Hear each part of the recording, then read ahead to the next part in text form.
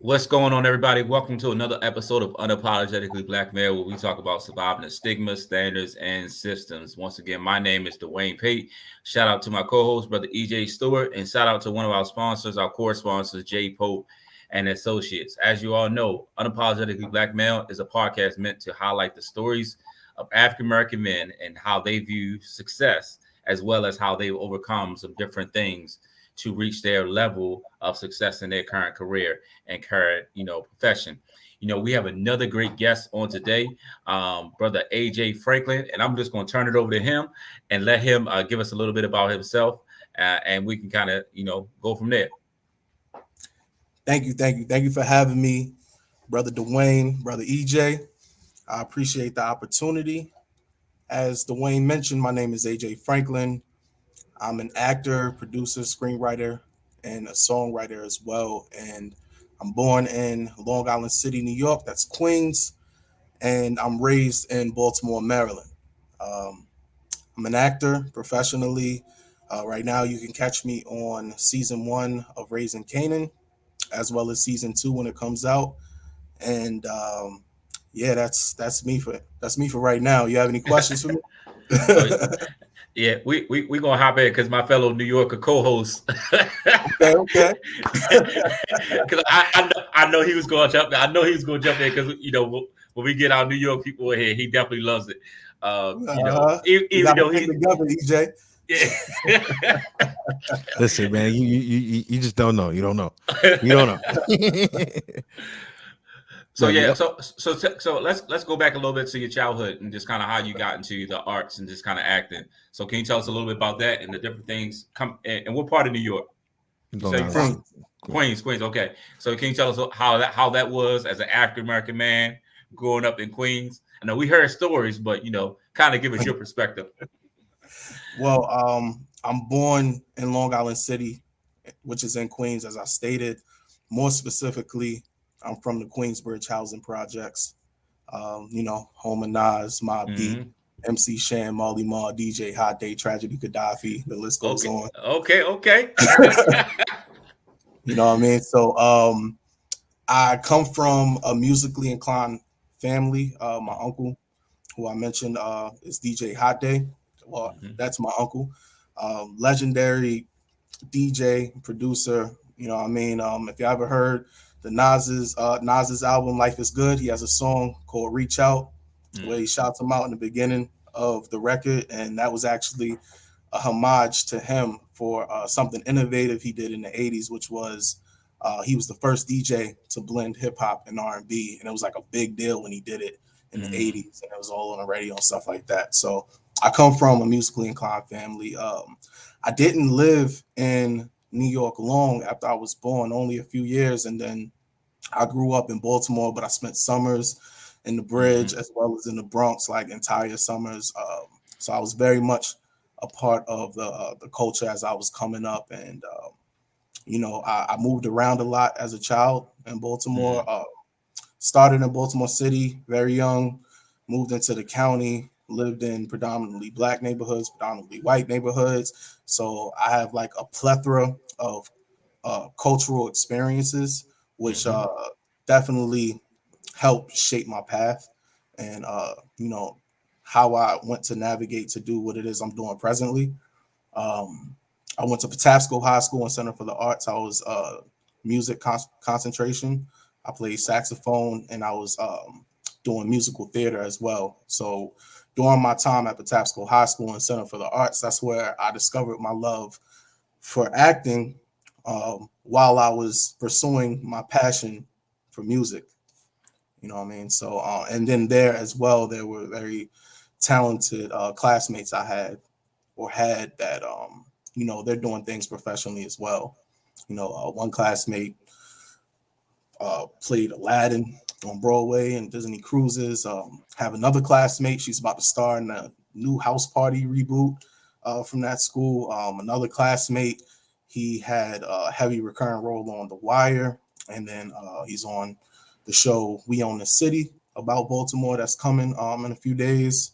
Um, Another classmate on Broadway currently. These are all like my classmates at Patapsco that I'm speaking of, who's currently, doing what they're doing now, which is, I just wanted to point that out because that school had a big impact on why I'm doing what I'm doing today. But I didn't stay there. I didn't graduate from there. I moved to Middle River after that. Then I was at Kenwood, then moved again, and I continued music at Delaney High School, and that's where I graduated from.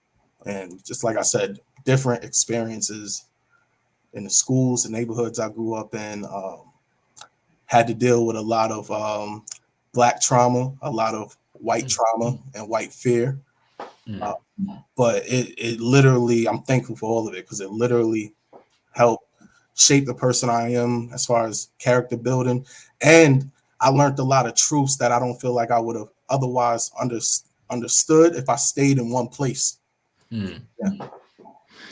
A lot of people, and sorry, a lot of people don't understand what it is, to come from that specific place of Queensbridge, of Queens, in general, and just the attitude that comes with it. What was it like for you? Although you left early, you still have that aura and that background, and going back every summer and coming back to Baltimore, which is an East Coast city, but it's very different. As Queens is very different from other places in New York. What was that like for you, that transition of coming down here? Did you even want to be down here? Did you come down kicking and screaming? What was that like for you? I was really too young to even know or care, to be honest. My Queensbridge experience is more so the summers I spent growing up, being at my aunt's house and, being on the block with my cousins. Some of them were good. Some of them were doing things that weren't so good. I never felt unsafe. I mean, there was a couple times where unsafe things happened, but I never felt unsafe because I come from one of like the biggest families from that neighborhood. So, we were very well known. I never felt like I didn't belong. One thing I'll say is I always felt when I was in New York, whether it was in Queensbridge or in the city in Manhattan or anywhere, I always had more of a feeling of belonging than I did in Baltimore because there's so much hope even in the worst conditions in New York. Like you can see it. And in Baltimore, you don't see as much of that hope.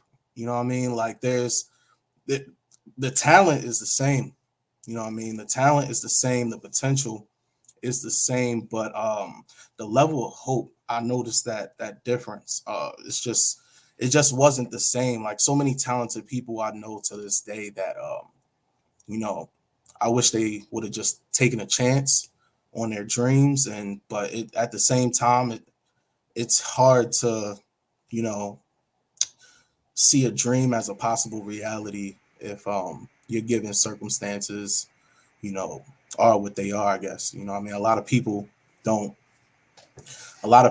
have other people to look up to who have done certain things to even think that something is a possibility, whether it be you being in the arts, sports, or something academic, But and then so many people who leave Baltimore don't come back.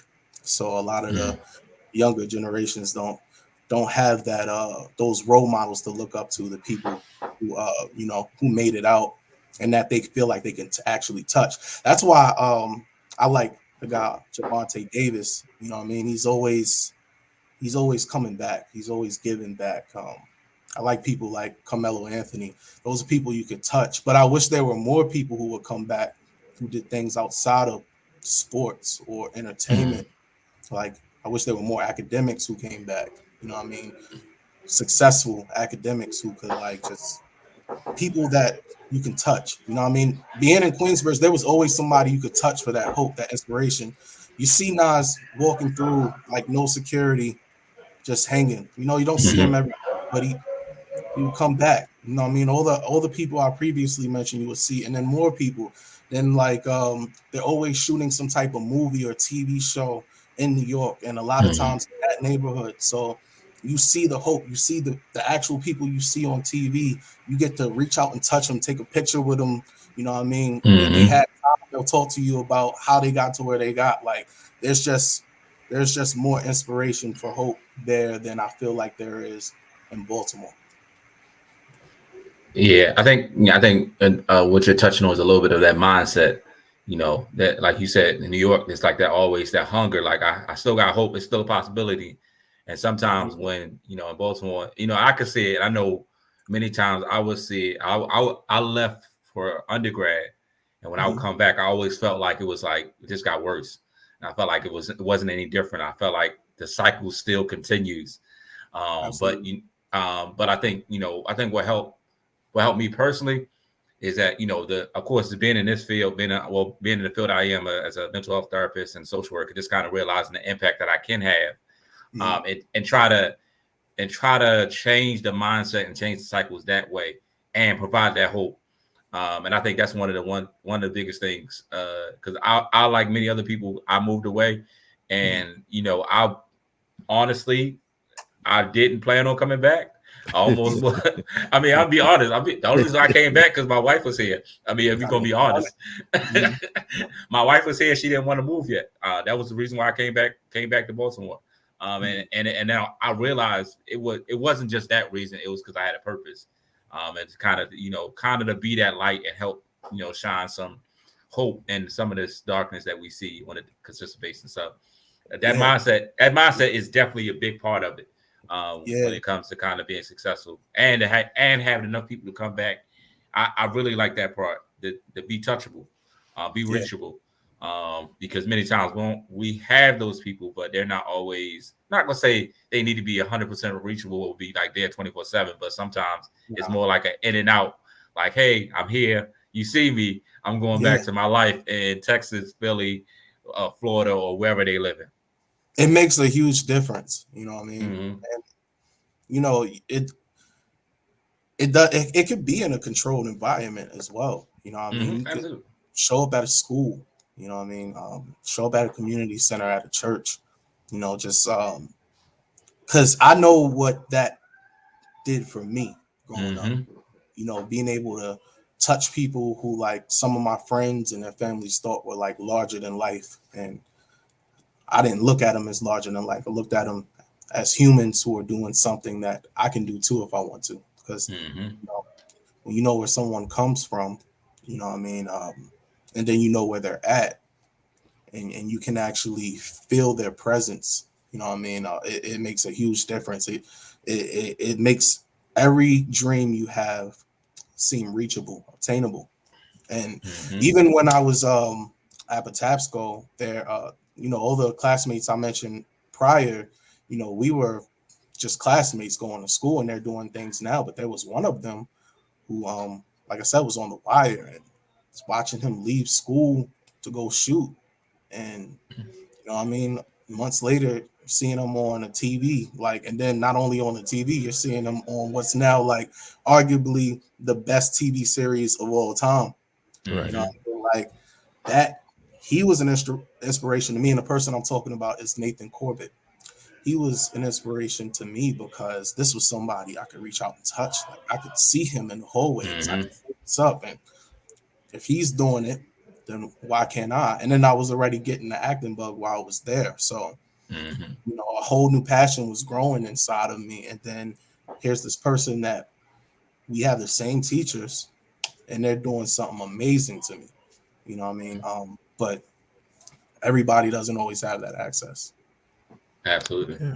And it's a special thing, and you were absolutely right. When you look at coming up in New York and just all of the places that you ever hear about people being from, Mhm. Queens is always the most special in that.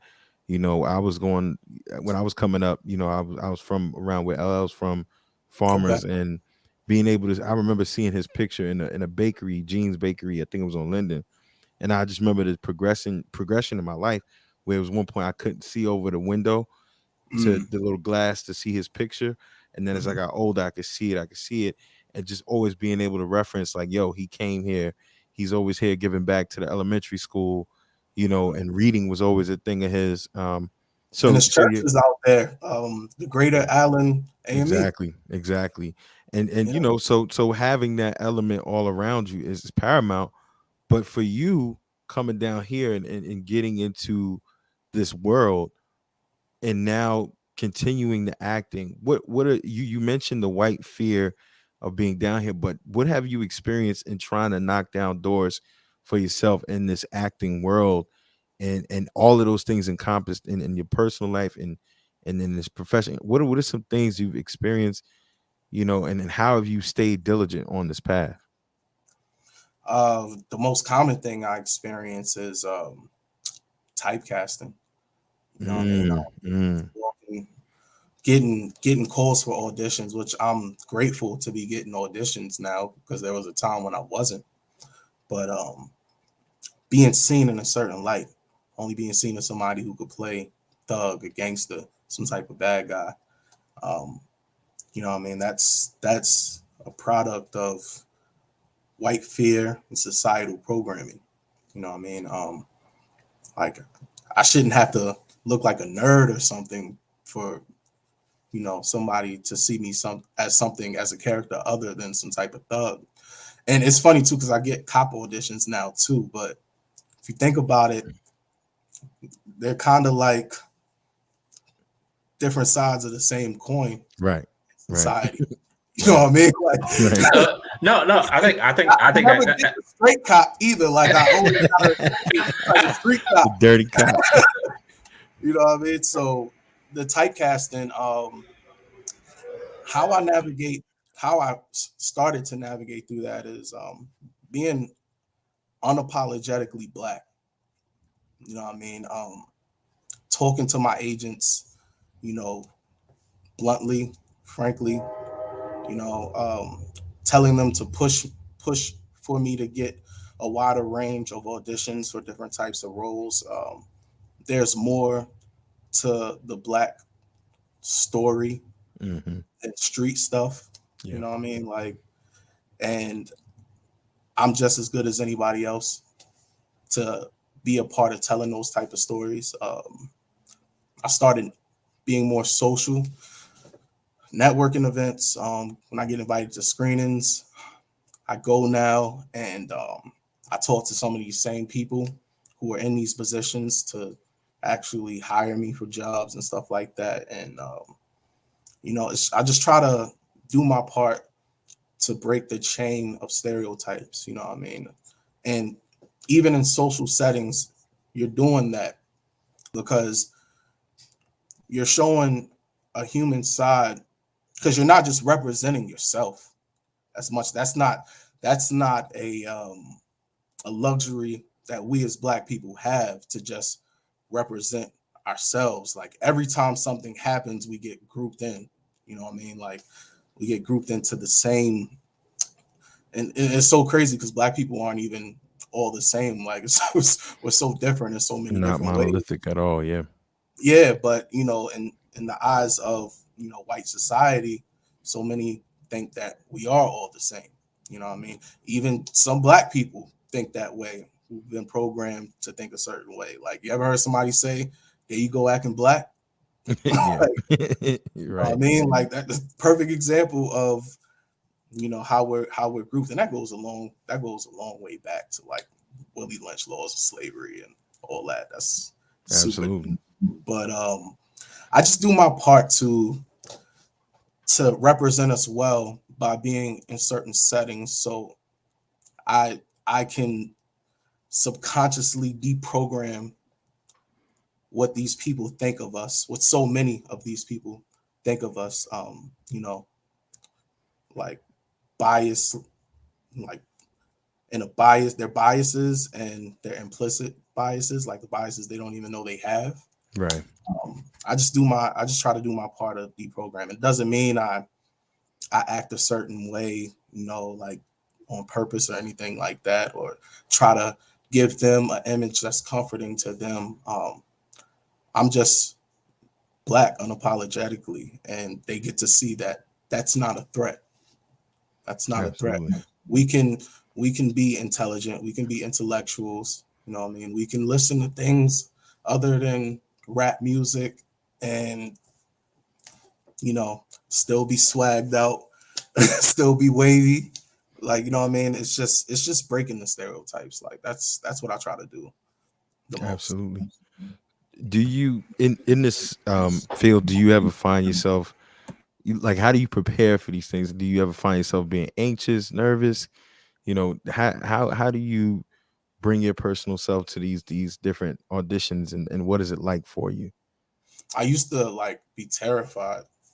Um, the change that happened for me was when this was a few years ago when I went to audition for a popular show and I was playing the thug role, and a casting director told me that I wasn't black enough.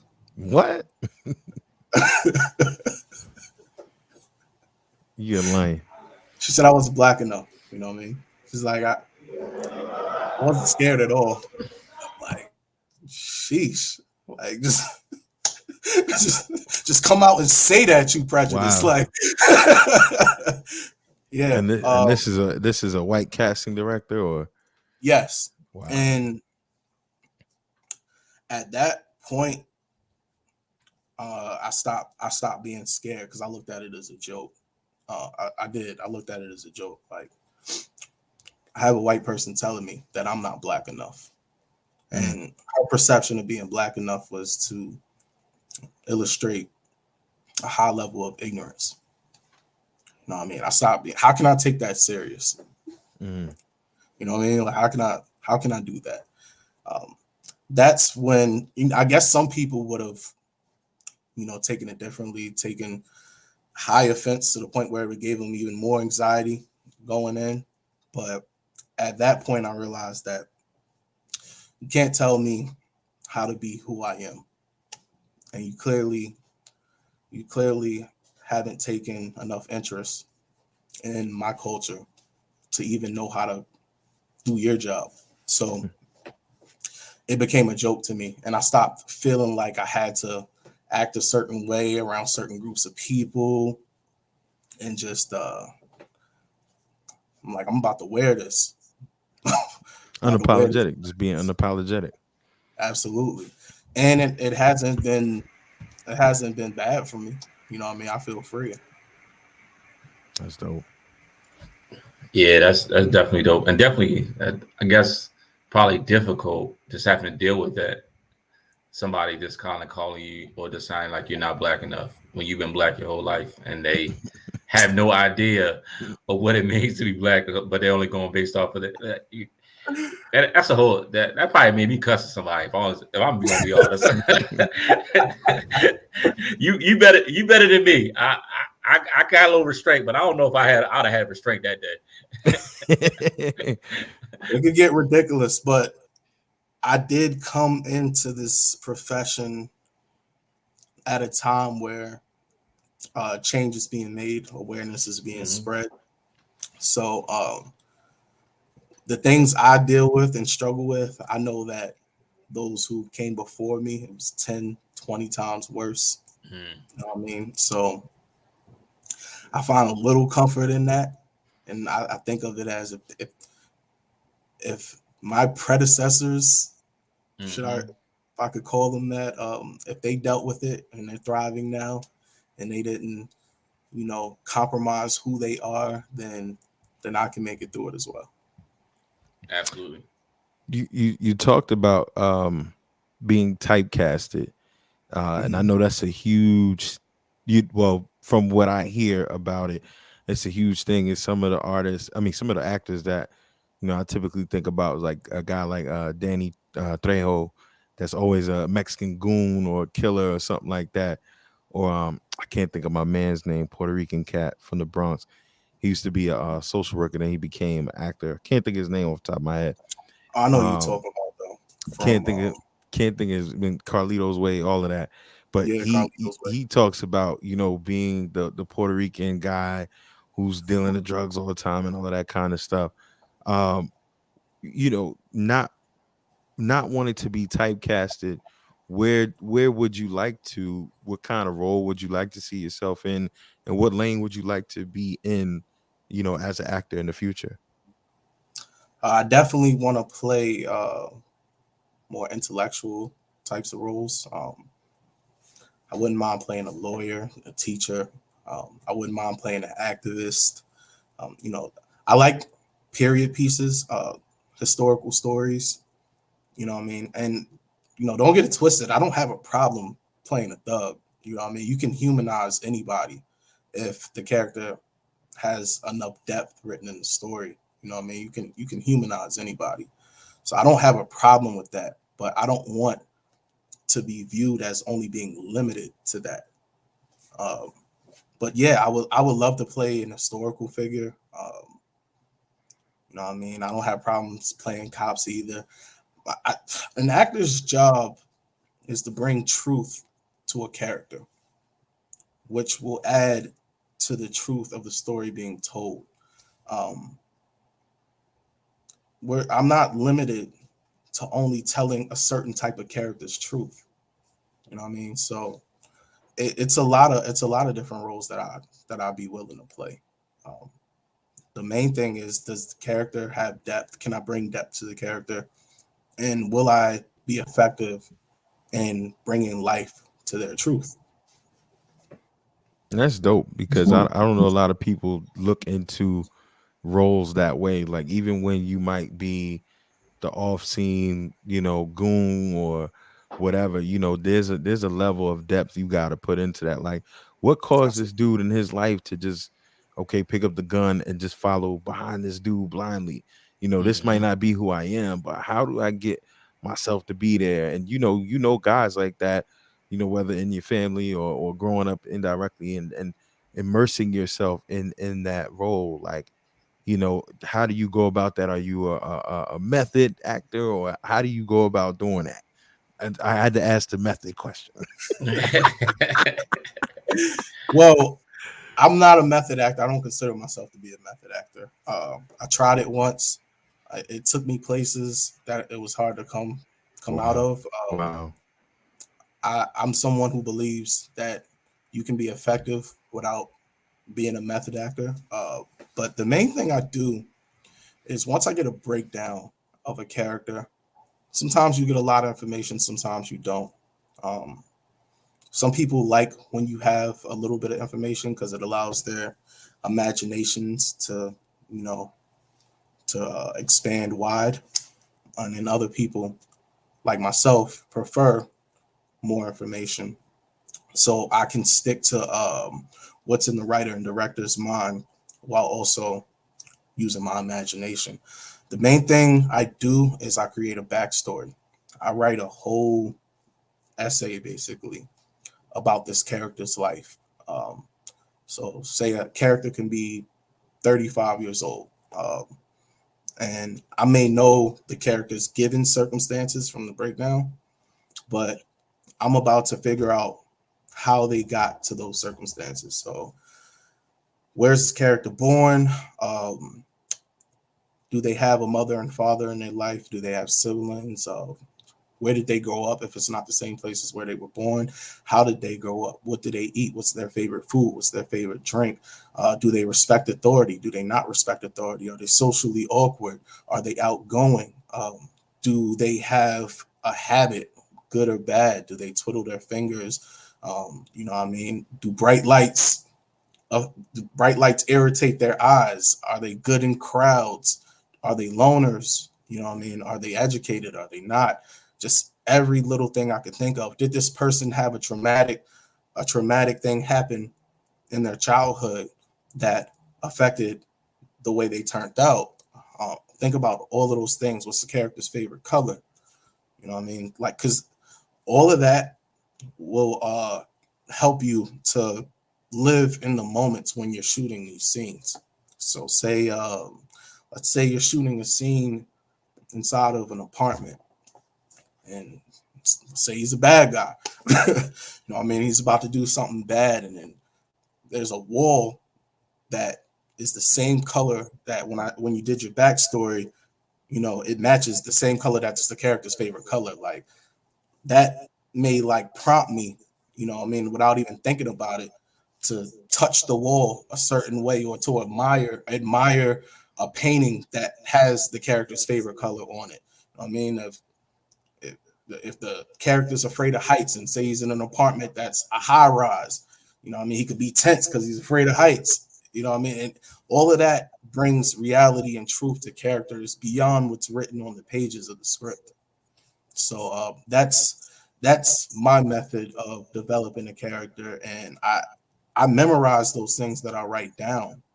Like I memorize them the same as I memorize lines on the script because that's your meat and potatoes. That's how you're going to stand out from the other people. That's how you make a character your own. You know what I mean? And I tend to bring a character to me, and I don't go to characters. That was something I used to do.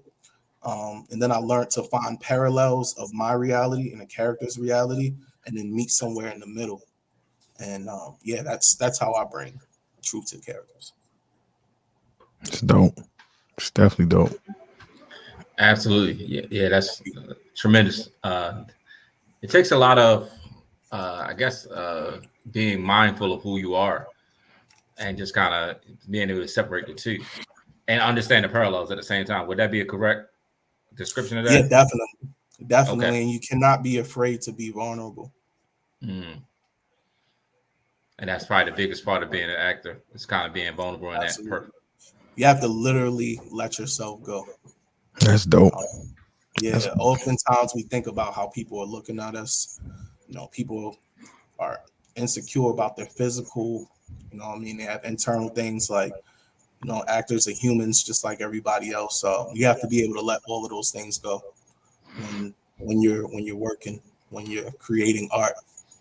Because you're literally living in something that isn't real.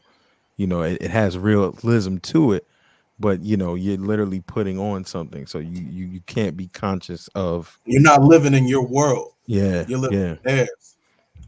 And if you're constantly thinking about, now I know I said you bring the character to you, but that's still that character's world while you're creating.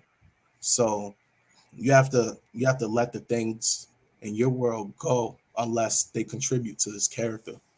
So if you had something traumatic happen in your childhood, you can hold on to that. If you're shooting a scene where, you know, that thing is being talked about, or you're shooting a scene and it requires you to be in that place while you're shooting the scene, so it helps your physical choices that you make while shooting the scene. You know what I mean? Does it make you sweat if you're around somebody who reminds you of something bad? Then you can pull things from your world to the character, but completely staying in your world is not something that you should do. You have to allow yourself to be vulnerable. You have to allow yourself to just be free from yourself so you can embrace the reality of this character. Take this fictional person or a person based on a real person and make them real to your performance. That's dope. Absolutely. Definitely dope. So I want to thank you for just kind of sharing, you know, a little bit about your story and your life. I want to close with these two questions, and these are the questions I've been asking a lot recently.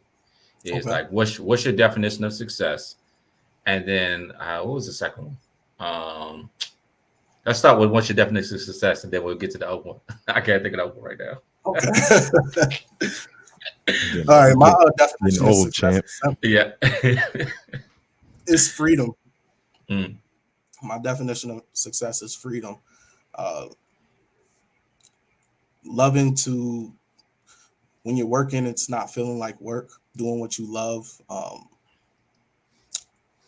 having a family, you know what I mean, people you trust in your life. That's success. So many people don't have that. It's not limited to wealth. You know what I mean? You can be successful without it. It's literally freedom. So as long as I'm doing what I love for a living, my bills are paid, the people in my life who I love are happy, and then I'm happy with myself, and I can look myself in the mirror, then I'm successful.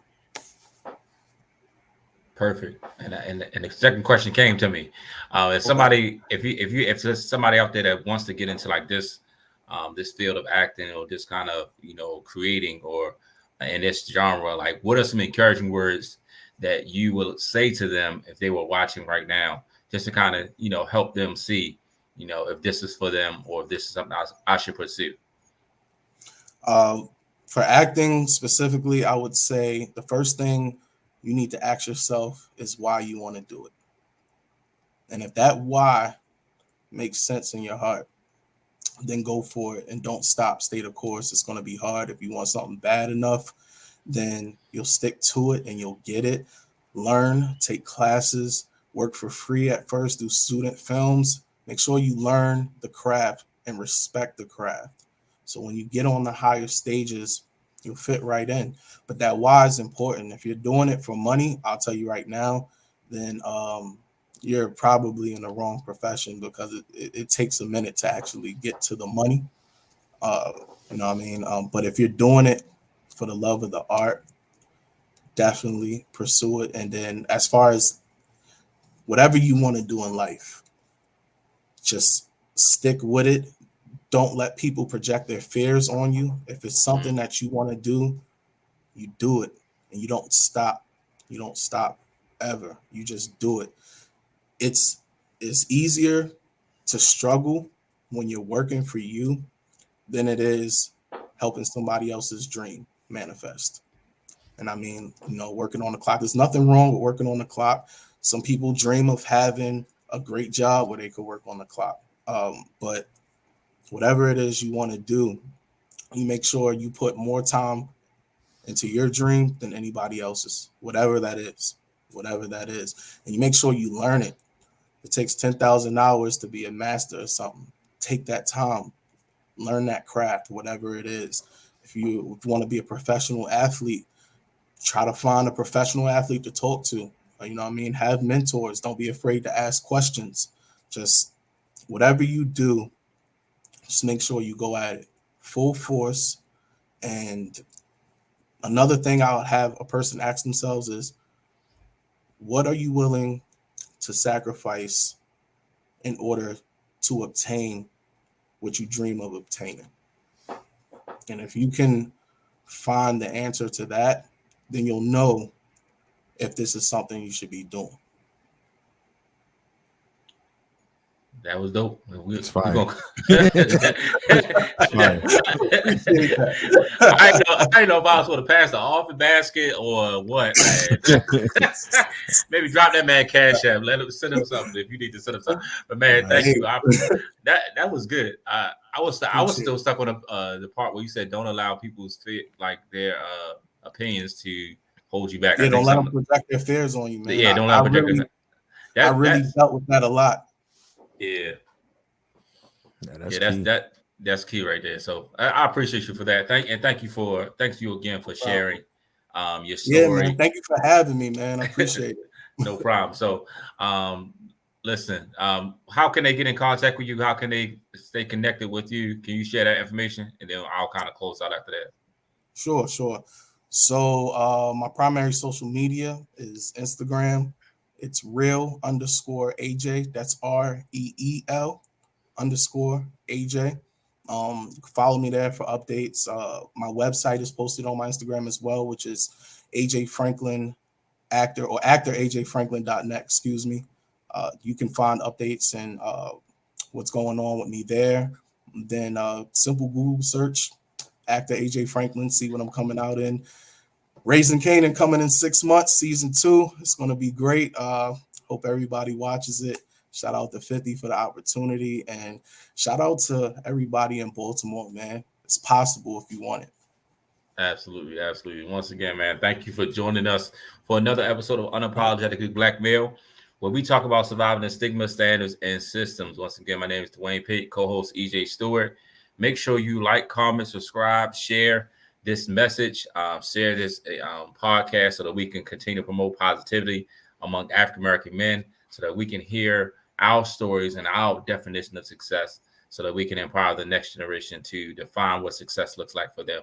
Once again, thank you for joining us again this week. Look forward to seeing you next week. Have a good one. Peace.